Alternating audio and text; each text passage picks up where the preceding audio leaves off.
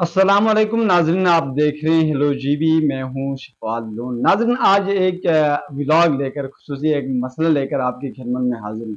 वैसे तो हम हर किसी के लिए आवाज़ उठाते हैं, लेकिन आज फ़ख्र महसूस करता हूँ कि ऐसे तबके के लिए आवाज़ उठाता हूँ जो जिन्होंने हमें तराश कर इस बात के इस कुर्सी तक, इस फील्ड तक अहल बनाया, ताकि हम भी बोल सकें और हम भी इस माशरे के एक खास तबके में शामिल हो सकें। वो हैं हमारे असातिज़े किराम।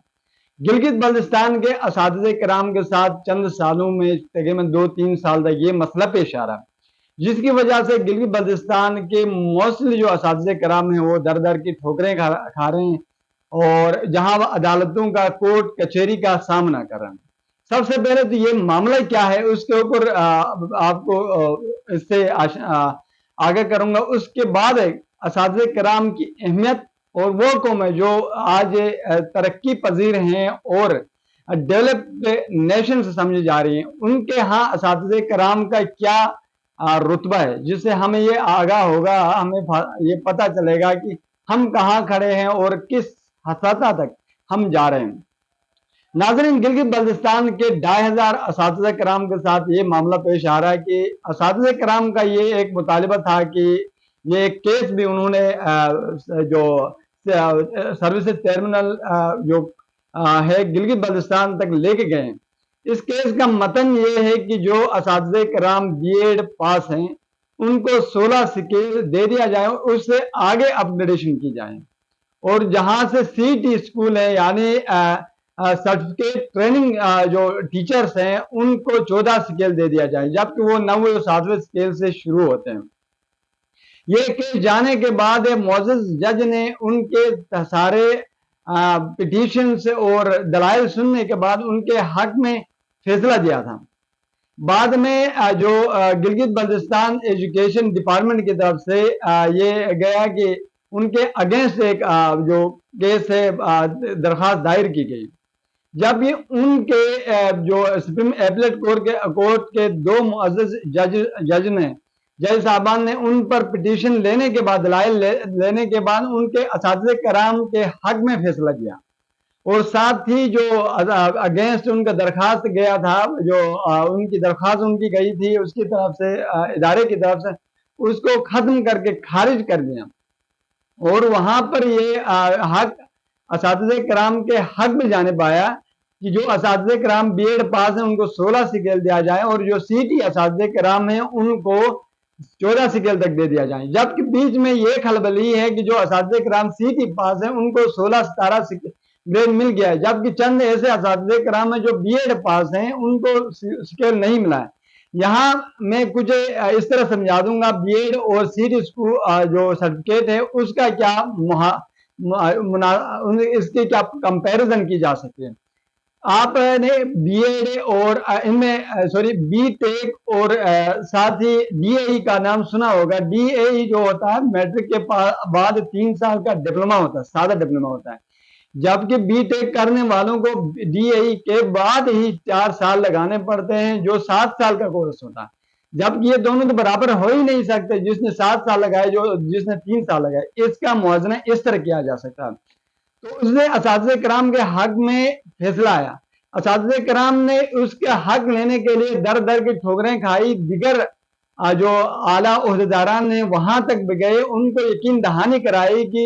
उनको ये हक दे दिया जाए, लेकिन बाद में हुले बहाने करके उनकी ये चीजें केस को ताखीर करते गए।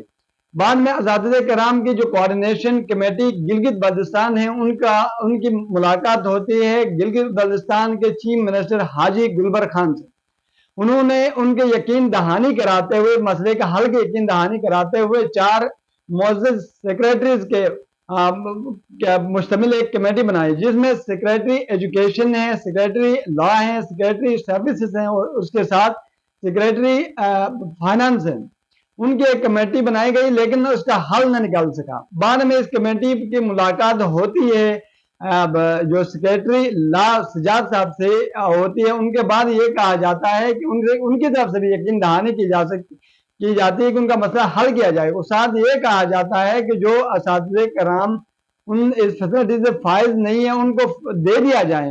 اور یا تو ان کو سب کو فیسلٹیٹ کیا جائے، یا تو جو جن کو دیا گیا ہے وہ جو وہاں پر مستفید ہو چکے ہیں جس میں 200-250 اساتذہ کرام ہیں ان کو ریورس کیا جائے۔ یہ بات تو اگر میں اپنے طرف سے کہوں تو یہ تھوڑی مانے سے آتی ہے، منفی بات ہے کہ جن کو دے دیا گیا ہے ان کو ریورس کیا جائے، کیونکہ جو کچھ فیسلٹیٹ ہو چکے ہیں حکومت کا بھی ایک طریقہ ہوگا جو اس کے مطابق گریجولی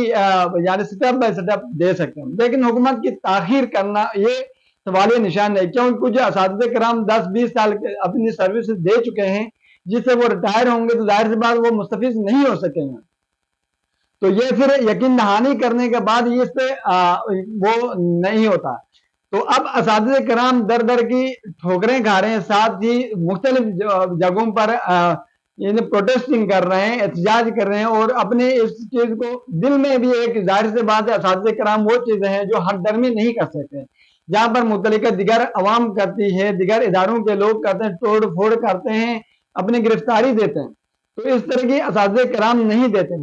لیکن کہنا یہ ہے کہ اساتذہ کرام کا یہ حق ہے،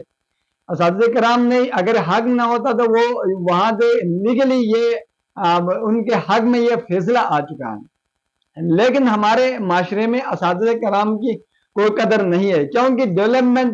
ڈیولپڈ نیشنز میں ہم شمار ہی نہیں ہیں۔ میں ڈیولپڈ نیشنز کی بات کروں تو میں کچھ اس طرف بھی یہ اپنی دھیان دلانا چاہوں گا کہ امریکہ دنیا کی سب سے بڑی پاورفل کنٹری ہے،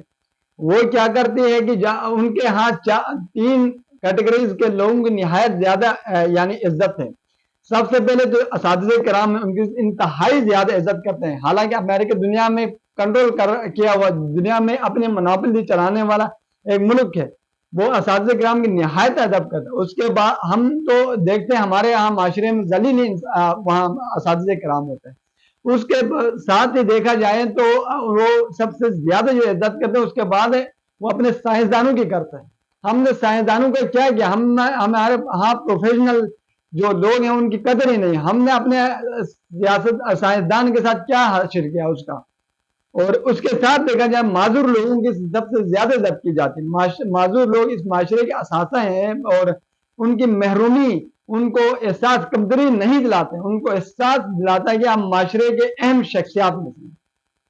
دوسری بات فرانس ہے، فرانس دنیا کے بڑی مضبوط معیشت اور بڑی مضبوط دفاع رکھنے والے لوگ ہیں، ان کے ہاں یہ ہے کہ جب بندہ مجرم بن کے جاتا ہے، جج کے سامنے جاتا ہے، تو سب کو کسی کو سیٹ نہیں ملتی سوائے اساتذہ کرام کو، اساتذہ جب مجرم بن کے بھی جاتے ہیں ان کو سیٹ ضرور مل جاتی ہے۔ اس کے بعد ہم آتے ہیں دنیا کے سب سے مضبوط معیشت جاپان کے پاس، جاپان کے پاس آتے ہیں تو اساتذہ کرام کو جب ان کے جرم بننے کے بعد ان کو اریسٹ کرنے کے لیے پہلے NOC لینا پڑتا ہے، پہلے اجازت لینے کے بعد عدالت سے پھر اریسٹ کر سکتے ہیں۔ اس کے بعد ہم آتے ہیں کوریا کے، دنیا کی مضبوط معیشت کوریا، ہاں یہ ہے کہ اساتذہ کرام کو وہ ساری فیسلٹیز سہولیات ملتے ہیں جو آپ کے ہاں وزیر لوٹتے ہیں، جو آپ کے وزارتوں میں مل جاتے ہیں، وزارت عظمیٰ کو مل جاتے ہیں، دیگر وزراء کو مل جاتے ہیں، وہ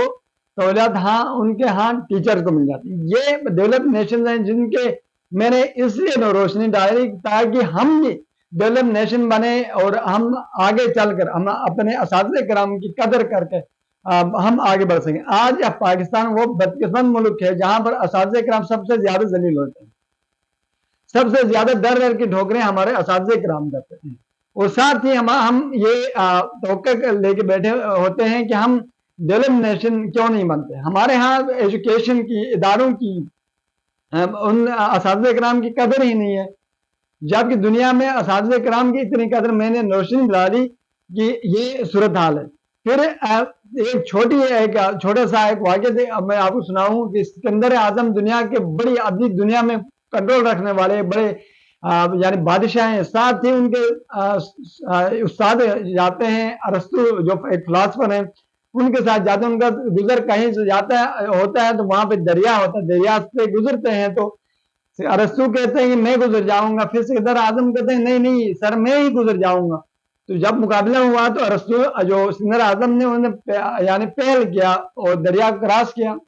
دریا کراس کرنے کے بعد پھر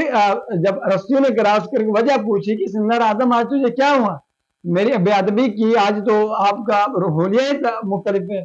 تو انہوں نے کہا کہ اسکندر اعظم اتنے بڑے بادشاہ نے کہا ہے سر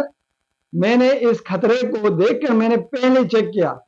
کہ کہیں میرے استاد کو دریا بہا کر نہ لے جائیں. استاد کہتے ہیں کہ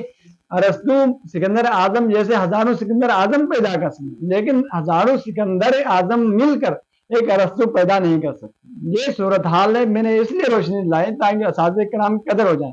پاکستان میں بدقسمتی سے پچھلے کئی سالوں سے یہ آیا کہ مار نہیں پیار، جس سے ہمارے معاشرے کا جو ہماری ایجوکیشن ڈپارٹمنٹ کا جنازہ نکلا.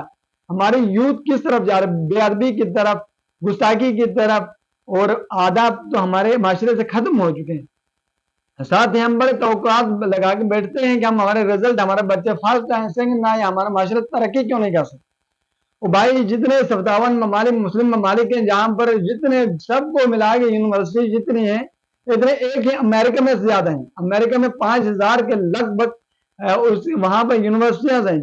جبکہ پورے مسلم ممالک کو ملا کے 500-600 یونیورسٹیز نہیں بن سکتی. تو پھر ہم کیسے ترقی کر سکتے ہیں کہ اللہ تعالیٰ نے بھی علم حاصل کرنے سے نہیں روکا.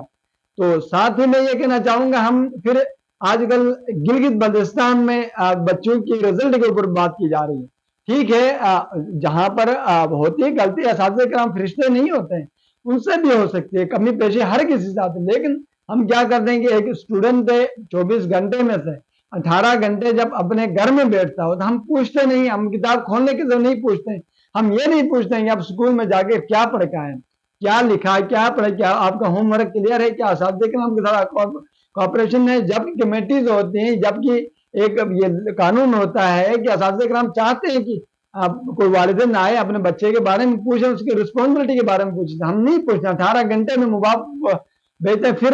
رکھتے ہیں، پھر 6 گھنٹے کے لیے 7 گھنٹے کے لیے ہم اسکول بھیجتے ہیں. اسکول میں بھی ایسا ہوتا ہے کہ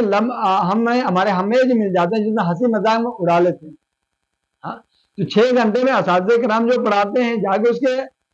ہم ریویو بھی نہیں کرتے ہیں، جا کے ہم کس کو اکیڈمی بھی نہیں چلاتے بھیجتے بچوں کو. تو پھر کیسے ہمارا جو کیا اچھا رزلٹ آ سکے گا. تو اس پروگرام کے توسط سے میں گلی بلتستان کے وزیر اعلیٰ حاجی گلبر خان صاحب، گلی بلتستان کے چیف سیکریٹری صاحب کو اور فورس کمانڈر صاحب کو، ساتھ ہی میں اپنے گورنر صاحب کو یہ میں ریکویسٹ کروں گا کہ ان کا جو ہمارے اساتذہ کرام جو آج ہمارے لیے محتاج ہیں، کل ہم ان کے لیے محتاج ہیں، آج ہمارے لیے محتاج ہیں. آپ جتنی بڑی پوسٹ میں بیٹھے ہوئے تو اساتذہ کرام کے سامنے وہی بچے ہیں، وہی نوزی پھیل کے پھرنے والا، وہی فرضی شلوار والا بچہ ہیں، جو بے کو بے پڑھنے والا بچہ ہے، جو اساتذہ کرام کے سامنے. تو اس چیز کو محسوس کرے، اپنے اساتذہ کرام کی اس محرومی کو نکالیں، اس محرومی سے نکال کر ان کا جائز حق دے کر ان کی ہاں میں خوشیاں بانٹیں اور ان کو بھی جائز حق دے دیں، تاکہ وہ بھی اپنی زندگی میں ایک جیسے مسلسل کے بعد یہاں تک پہنچے ہیں، محنت کرتے ہیں، سروسز دیتے ہیں، تو اس سے بھی فائز ہو سکیں. اس کے ساتھ مجھے اپنے میزبان شفال لون کو دیجیے اجازت. اللہ حافظ.